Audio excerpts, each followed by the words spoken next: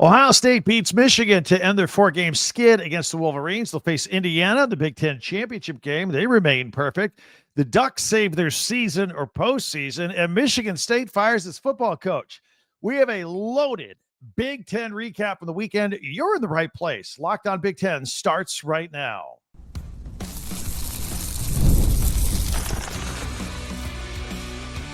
You are Locked On Big Ten, your daily podcast on the Big Ten Conference. Part of the Locked On Podcast Network, your team every day. Welcome to Locked On Big Ten. I'm Craig Shemon, part of the Locked On Podcast Network, now the #1 sports podcast network. Thank you for making us your first listen each and every day. We are free and available wherever you get your podcasts and on YouTube, part of the Locked On Podcast Network, your team every day. Hey, hit that free subscribe button down below. That way you'll never miss a single episode. Congratulations to all of us. We made it to 25,000 subscribers over the weekend. And if you could share, like, and follow, that still helps us out. And you can hype YouTube videos as well. Today's episode is brought to you by Game Time. Download the Game Time app, create an account, use the code LOCKEDONCollege for $20 off your first purchase. So, Ohio State, Michigan, we're all over it. A complete weekend recap. Jonathan Smith is out at Michigan State. We'll have our top 10 observations for the weekend, too. But let's start it off with the game on Saturday, with a game that turned out to be quite a bit of snow and inclement weather by the second half. So I thought a first half lead would be important here. And it was a shaky start in the Big House for Ohio State before they ended up winning 27-9. They go 12-0 on the regular season. Michigan finishes 9-3. Not bad. They still have some work to do, but Julian Sayin threw an early interception. Michigan took an early 6-0 lead. By the way, that was the Buckeyes' biggest deficit of the season, the 6 points. And Michigan had 100 yards rushing with 8 minutes to go in the first half. It looked like Michigan was upset-minded again. And after all that, at that point, though, it was all Buckeyes as they went on to break their 4-game losing streak to arch rival Michigan with that 27-9 win. So now, #1 ranked Ohio State, undefeated Ohio State will take on #2 ranked undefeated Indiana Saturday night, Lucas Oil Stadium in Indianapolis for the Big Ten championship game. So Sayin regrouped after his early interception, and he threw 3 touchdown passes, 1 each to Jeremiah Smith, who made an amazing move on 4th down to catch a touchdown, Carnell Tate and Brandon Ennis. Bo Jackson was strong, 22 carries, 117 yards on the ground. The offensive line by Ohio State on Saturday just pushed that defensive front of Michigan backward all day. And also that defense shut down Bryce Underwood, who was held to just 63 yards passing and an interception by Davison Igbinosun. Good job by him, by the way. You know, last year he had 16 pass interference calls, only 3 this year. He's getting himself dialed in, a future NFL player right there. But as I mentioned, the Buckeyes will face the Hoosiers for the Big Ten title on Saturday night. We're going to go live after that one. We're here every day, but we're going to go live late Saturday night, probably around 11:30 Eastern. For that one, you could join us for that as well. The Hoosiers, they finished undefeated for the first time in school history. How about that? 12-0, 9-0 in the Big Ten. They blew out Purdue Friday night, 24-degree night, coldest Old Oaken Bucket game in history. 56-3 was the final score there. Kaytron Black had 2 touchdowns on the ground. Fernando Mendoza and Roman Hemby each ran for a score. And this was the 127th meeting between these two schools, but it's the 100th time they've played for the Old Oaken Bucket Trophy. Meanwhile, the Boilermakers, look, they've lost 10 in a row after starting out 2-0. They were winless in Big Ten play. And you couple it with last year's loss at Indiana, 66-0. Quick math, that's 122-3 aggregate score over the last 2 years. Whew, that's pretty tough. Meanwhile, Mendoza, who's in the Heisman running here, did not have a spectacular day through the air, passing for just 117 yards, 8 of 15. But he did manage 2 touchdown passes. So IU was leaning on the running game all day, and it's a pretty strong running game, got to tell you. Hemby ran just 12 times for 152 yards. That's a season high. Indiana finished with 355 yards rushing as they spread the wealth here. That's the second highest total of the year and their 6th 300-yard rushing game this year. And Indiana's defense, obviously when you don't give up a touchdown, you're doing something right, but had 10 tackles for loss. Stephen Daly had 4.5. Amari Farrell had an interception in this game. So while Indiana and also Ohio State pretty much seem like a lock to make the college football playoffs here, it seems equally certain that the Oregon Ducks will get in the playoffs and even likely host a game at Autzen Stadium, I think, after winning on the road at Washington on Saturday, 26-14 to finish 11-1. I thought if they had lost that game, they might have gotten bumped out of the playoffs. It would have been close. It would have been close. But I can't imagine a 12-team college football playoff with like 2 Big Ten teams. We had to get a third in. Oregon was it. Malik Benson had a season-long 64-yard touchdown catch, 102 yards receiving on the day, but it came with 7:55 to go to secure the win. This was a close ball game. Figured it was going to be up there in Washington, and it got real close when Huskies quarterback Damon Williams Jr. found Denzel Boston for a 13-yard touchdown with under 9 minutes to go to make it 19-14. So, yeah, it was a nerve-wracking game for Ducks fans and a pretty good performance for the most part, and a good season for the Huskies, I should say, as well. But Atticus Sappington made 4 field goals for the Ducks, including a career-long 51-yarder. And let's not forget to point out, because we like to talk about the Ducks offense a lot, their secondary continued its excellence here. They entered the game having given up the third fewest passing yards per game in the country. I don't think a lot of people realize that, even though we mention it here. So if you're an everydayer here on Locked On Big Ten, you already knew that. But they limited Damon Williams to his fewest passing yards all season, 129. Picked him off twice. Jaden Kennedy and Dylan Thieneman had interceptions in that game. And despite Michigan State's 38-28 win over Maryland at Ford Field this weekend, it was Sparty's first and only Big Ten Conference win this year. And Michigan State fired football coach Jonathan Smith after 2 seasons. Not a real big surprise here. They were 4-8 this season. Smith was 9-15 overall after arriving from Oregon State, so 2 full seasons. They still owe him $33 million from the rest of his contract. I think they're still paying Mel Tucker, too, because that's in limbo in court. But, man, about to pay their 3rd football coach. As for Maryland on Saturday, or rather for Michigan State, I should say, Alessio Milivojevic threw a career-high 4 touchdown passes for the Spartans. Alante Brown had a 92-yard kickoff return for a touchdown. And the win allowed the Spartans to become the first Michigan State team to go winless in conference play since 1958. They were pretty close. Meanwhile, the Terps started out 4-0. Closed the season with 8 straight losses. They already said Mike Loxley's coming back next year. They do have a bright spot with their quarterback, Malik Washington. By the way, he threw 61 times. You want your freshman quarterback throwing 61 times? Completed 38 of them. 38 of 61 for a career-high 459 yards. Jalil Farouk had 10 catches, 110 yards, and Shalik Knotts had 8 catches for 139 yards. All right, we're just warming up. We're going to do every team, every game. We're going to recap them. It was the season finale for some. Some are getting ready for bowl games. We'll get to all that. Penn State finishing strong. Be sure to hit that free subscribe button, and you'll never miss a single episode. And if you could share, follow, and like Locked On Big Ten, that helps us out too. So don't forget, we also have a website, talkbig10.com, where all of our podcasts go. Plus, you can find links to your favorite schools' stores. Get shirts with your team logos, pennants, all that for the holidays right there at your fingertips. But we do every team, every game. We'll get to it. Plus, I'll have my top 10 Big Ten observations from the weekend. That's all coming up in 1 minute right here on Locked On Big Ten. Game Time is where you get tickets. Sporting events, concerts, comedy. If it needs a ticket, you get the Game Time app, and you can get tickets anywhere. And the World Cup, it's coming back to North America for the first time since 1994. And with 48 teams for the first time ever, this is going to be massive. So, look, I've already talked to people. I know people that are huge soccer fans. Tickets are tough. They're going to be expensive elsewhere. Check them out at Game Time. Get the best deals and the best tickets available. They're absolutely clutch in helping you snag these tickets. With Game Time, you could track price drops in real time, get alerts when a great seat opens up. How cool is that? You buy tickets the moment they hit the app, and it puts the power back in your hands, which makes going to the World Cup realistic instead of impossible. Thing I love about the app the most, first of all, a couple of taps, boom, you're there.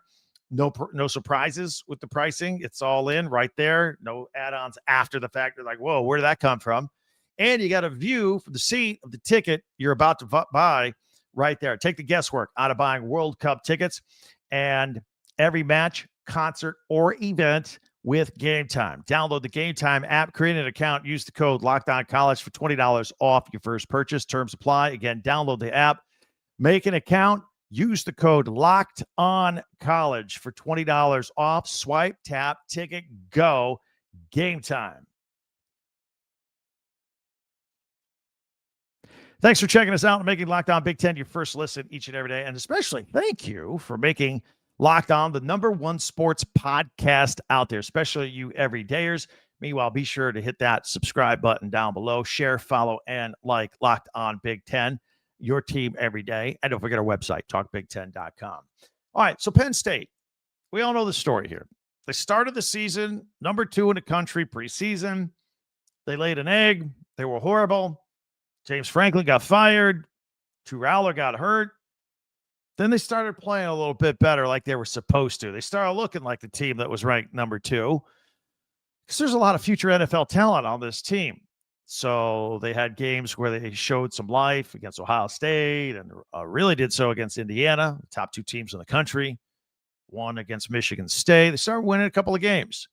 And then they had their season finale against Rutgers. The winner of that game would go bowling, would be bowl eligible. Well, Penn State pulled it off. Now, it was not easy. Penn State won 40-36. Their record is now 6-6. They have beaten Rutgers 18 straight times. They are bowl eligible. Rutgers, I feel bad for them. They're 5-7. There were 4 lead changes in the second half of this game. Kaytron Allen had another career day. It seems like every week we come on here and say Kaytron Allen had a career day. Had a career-high 226 yards rushing and a touchdown in this game. Rutgers, by the way, took a fourth-quarter lead with a 46-yard touchdown pass from Ethan Kaliak-Manis to Antoine Raymond. Raymond ran for 189 yards on the day. Kaliak-Manis threw for 338 and 3 touchdowns. For the second time in Rutgers history, the Scarlet Knights had a quarterback pass more than 3,000 yards. Raymond got over 1,000 yards rushing. And also receiver KJ Duff had over 1,000 yards receiving in the season. So the second time in school history that they've done that. Also, Penn State's Nicholas Singleton. He rushed for his 44th and 45th career touchdowns. He passed Saquon Barkley's school record. He also had a total touchdown mark of 55 and all-purpose yards with 5,586. What a wonderful career Allen and Singleton had at Penn State. Meanwhile, Minnesota beat Wisconsin 17-7 for the Paul Bunyan Axe. Minnesota finishes 7-5. Wisconsin falls to 4-8 with their brutal schedule. Poor quarterback play generally throughout the year. And again, the toughest schedule in the Big Ten. But the Badgers started playing better lately. By the way, this game for the Paul Bunyan Axe was also in a lot of snow. If you saw, this was a snow globe game, one of those. This is the longest running major rivalry in college football going back to 1892, the 135th edition. Minnesota's P.J. Fleck, his 45th birthday. Happy birthday to him. He wins the Axe for the 4th time in 5 years. He has just completed his 9th season. He is the second longest tenured coach in the Big Ten. John Nestor I'll start with the defense. He had 2 interceptions and a fumble recovery for the Gophers in this game. Darius Taylor had 49-yard touchdown run late in the second quarter. The Gophers are 7-0 at home this year. First time undefeated at home since 1967. And for the Badgers, back to the drawing board. And, they go into year 4 next year for Luke Fickell. He opens up at Lambeau against Notre Dame. But the Big Ten schedule this year, after the season they had this year, no Ohio State, no Indiana, no Oregon, no Michigan. It's a bit of a breather. Maybe that's why they kept him around for another year. Carter Smith, I don't know if he's going to be the quarterback or not, the young freshman. But we'll see. We'll see where they go. I think they're going to spend some money on a quarterback. Meanwhile, UCLA at USC, I love the thing about this. They wear their home uniforms for this one. I always like that. A lot of color and pageantry with this game. USC wins the game 29-10 to improve to 9-3, and UCLA finishes at 3-9. And I wondered, would this be a little bit of a letdown? I said in our Pigskin Picks on Friday, look, they're coming off, USC's coming off a disappointing loss to Oregon. And would this be a letdown? But then you got to get back up because it's your crosstown rival. But it's not even your biggest rival because Notre Dame's your biggest rival. And I predicted a slow start for USC. And that's exactly what happened. They had a slow start in this game, but that may have been enhanced by the fact that Mekhi Lemon and Jacoby Lane were also benched for the first two series for violating team rules that came in. Lemon later caught a 32-yard touchdown. Walk-on King Miller continuing to be phenomenal. Rushed for 124 yards and 2 touchdowns in this game. USC is going to go bowling. UCLA will begin its search for a new football coach after firing Deshaun Foster early in the season, and then we'll replace Tim Skipper, who's been the interim. Keep an eye on James Madison head coach Bob Chesney here, who took over for Kurt Signetti 2 years ago. And meanwhile, in the Land of Lincoln Trophy battle, Northwestern took on Illinois. Illinois wins 20-13. Northwestern 6-6. They're going bowling for the second time in 3 years with David Braun. Illinois 8-4. I'm going to start with the defense on this one too. Miles Scott had 2 interceptions in the final 5 minutes to save Illinois' victory. Again, on a snowy night, Luke Altmaier was 10-15 for 136 yards in his final regular season home game of his career. Quarterback Preston Stone threw 3 interceptions in this. He started the first game of the year, went it down to Tulane, threw 3 interceptions. Bookended it with a 3-interception game here, but I thought it was pretty good. I've named him like the most improved player in the Big Ten throughout the season in between. Pretty solid year, despite the poor outcome on Saturday. Now, Illinois was 10-3 last year, including their bowl win, and they won 8 games here. Maybe they win their 9th game in their bowl game, but it'll be the first time that they've gone back-to-back with at least 8 wins. For the first time since 1989-1990, Brett Bielema, he's got a super solid foundation built with this program, and I know they want to take that next step up. So, and then don't forget that this long holiday weekend actually started Black Friday at noon with Iowa at Nebraska. Iowa won 40-16 over Nebraska. Another late season swoon for Nebraska. Iowa finishes 8-4. Nebraska 7-5. This is one of those 26-degree snowy days as well. Iowa beating Nebraska for the 10th time in 11 meetings for the Heroes Trophy. Iowa quarterback Mark Gronowski ran for 2 touchdowns and threw another. And Kamari Moulton ran for 93 yards and a touchdown as well. On the losing side, we got to point out Nebraska's Emmett Johnson. He's just a one-man band, especially after quarterback Dylan Raiola's season-ending injury. He rushed for a career-high 217 yards, 177 in the first half, and matched a career high with 29 carries in this game. It was his 8th 100-yard game of the season, his 5th straight, by the way, and he also had a career-long 70-yard run on the first series. For Iowa, the defense held Nebraska to just 69 yards in the second half, and Iowa has won at least 8 games every year since 2015, with the exception of the 2020 COVID year. So that's it. Every team, every game. Now, we're not done.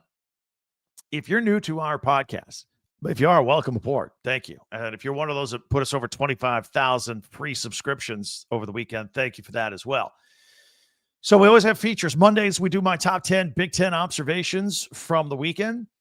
Tuesdays, we do Tuesday tweets. We'll do that tomorrow. A lot of stuff from Michigan and Ohio State and Indiana and Oregon. We'll have that. Wednesdays, we power rank stuff, usually football rankings and the standings the way we see it. Thursdays, we take a look at Big Ten Classics and live action scheduled for the weekend on the Big Ten Network. And the Fridays, we make our pigskin picks. Pretty soon, we're going to start mixing those over into basketball picks because the basketball season is here upon us as well. Anyway, we'll have my top 10 Big Ten observations from the weekend, the final weekend of the regular season. That's coming up next right here on Locked On Big Ten. We're in the midst of all the holidays here, and the holidays feel a little easier when you know the perfect gift, like Omaha Steaks. It's almost too easy. Whether you're treating yourself this season or sending something memorable to family and friends, Omaha Steaks delivers handcrafted perfection right to your door. This is the best time to jump in right now with their cyber sale. It's here. The deals are huge. You know, the quality is amazing. The incredible tender steaks, the rich flavor, you know, the meals that make hosting or even weeknight cooking, if you're doing this for yourself. Again, gift somebody else, get them for yourself. It's great either way. And the variety is unbelievable. It's not just steaks, although they're phenomenal, but you get steaks, burgers, comfort meals, sides, desserts. It's got something for everybody there. So save big on unforgettable gifts with Omaha Steaks. Visit omahasteaks.com for 50% off site-wide and an extra 20% off select favorites during their cyber sale. An additional $35 off. Use the promo code college, COLLEGE at checkout. That's omahasteaks.com, promo code college. Terms apply. See site for details.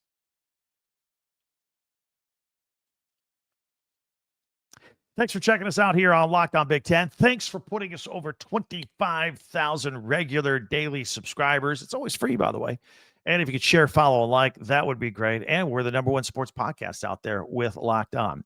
All right, if you're audio only, and by the way, if you're new, so we're on video on YouTube, but the audio that you're hearing on the video is also the audio version on Apple or Spotify or wherever you get your podcasts. Wherever you are, that's where we are. That's where we want to be. So I'll go on screen on here. We'll start at number 10 and work our way up.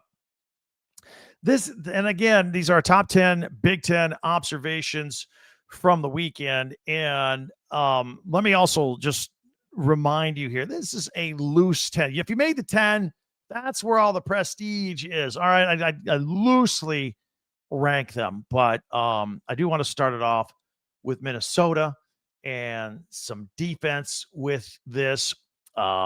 So John Nestor, phenomenal. I'm going to start with the defense in the snow. It was one of these snow games. All the job that he did with this in this game, he had a couple of interceptions and a fumble recovery versus Wisconsin. I want to put on Miles Scott, another defensive effort from Illinois against Northwestern. Not only do you have 2 interceptions, you got them both in the final 5 minutes of the game. You talk about closing the deal.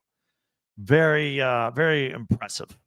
Malik Washington is going to make our list right here. The quarterback for Maryland, 38-61 for a freshman, 459 yards, career high on that deal. It was a losing effort against Michigan State, but nevertheless, I wanted to make mention of him. Speaking of Michigan State, got a couple things here.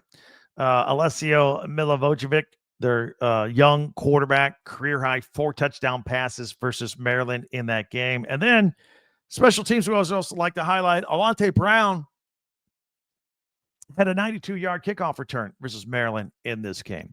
All right, we're going down this list, and I'm just thinking right now because I see some running backs coming up. I should have put the Raymond kid from Rutgers on with 189 yards. He should have made this list as well. I had 11 of our top 10. But here we go. Here's Malik Benson, the 64-yard receiving touchdown for Oregon. That was key. That was a big play at a big time in a big game against Washington. Here are some more of the running backs now. Indiana running back Roman Hemby, 12 carries, 152 yards versus Purdue. Also a honorable mention. Here's a 12th thing. Indiana's defense, 10 tackles for loss and an interception in that game as well. Emmett Johnson, the Nebraska running back, 217 yards in the loss to Iowa. Again, this is regular. I don't even raise my eyebrows anymore when I look at stats or watch a Nebraska game. He's just going to do it and put up big yards. The guy produces. Too bad in a losing cause for him. Also, Penn State's Kaytron Allen. As I mentioned earlier, every week now, the last 3 weeks, we're mentioning career high this and career that and all-time that. 226 yards versus Rutgers in that game. Just a phenomenal career with Allen and Singleton, and that dynamic duo is going to be gone next year. That's going to be tough to replace at Penn State for sure. And then finally on our list, our top 10 Big Ten observations, Ohio State wide receiver Jeremiah Smith. And look, he didn't put up massive numbers against Michigan, but early on when they took the lead and got all the momentum back from Michigan, it was a 4th down play, I believe, from the 35-yard line. And Jeremiah Smith put on the most wicked double move on the defensive back. I believe it was Barry for Michigan. And got open and scored the touchdown. That was also the play where he ran across the goal line, and it seemed like he was bobbling the ball, and it might have been a touchback. And they ruled after a long replay that no, he had control when he went across the line. That was a huge momentum swing at that point of the game. But the move was so good by Jeremiah Smith at the line of scrimmage. I wanted to mention that here on our top 10 observations from the weekend. All right, there we have it. Did I leave any others off? I tried to mention a couple that I left off. Help me out if I left some more off on that as well, because we'll give everybody credit where credit is due when we're talking about all these things in the Big Ten. So, big week. Signing days for the high school players, December 3rd through the 5th. We'll keep our eyes on the coaching carousel around the Big Ten. The Big Ten Championship is Saturday, December 6th, this Saturday, 8 p.m. Eastern, 5 o'clock Pacific on Fox at Lucas Oil Stadium in Indianapolis. When that game is over, we will go live. We'll be here every day in the meantime with multiple podcasts, but we'll go live Saturday night, probably going to be around 11:30 Eastern, 8:30 Pacific on Saturday night going into Sunday. I get your real-time comments. You get my real raw reaction after the game. So we'll discuss that. And then on Sunday, December 7th, well, the final college football playoff poll, we'll know who's playing where and where Indiana, Ohio State, and Oregon are playing in the playoffs. And then the Heisman, the weekend after that, Julian Sayin, Fernando Mendoza, Jeremiah Smith, who knows? We'll see. We'll see. And then the playoffs start on the 19th and the 20th in December. We'll cover you every step of the way. We're here every day with multiple podcasts, all 18 Big Ten teams, news, analysis, and opinion on that news. We don't shy away from that. Many ways for you to interact with me. Twitter, X, @TalkBig10. Don't forget our website, talkbig10.com with the number 10 for all of our podcasts. Go back for a second listen. We went live after the Michigan-Ohio State game. If you want to go check that out. There are also links there. Click on your favorite school logo. Boom. Christmas shopping store. Hoodies, shirts, T-shirts, pennants with your school logo on it right there. Talkbig10.com. But be sure to hit that free subscribe button down below so you never miss a single episode. And we can't wait to talk to you again tomorrow. Thanks for checking us out here today for Locked On Big Ten. I'm Craig Shemon. We'll see you next time.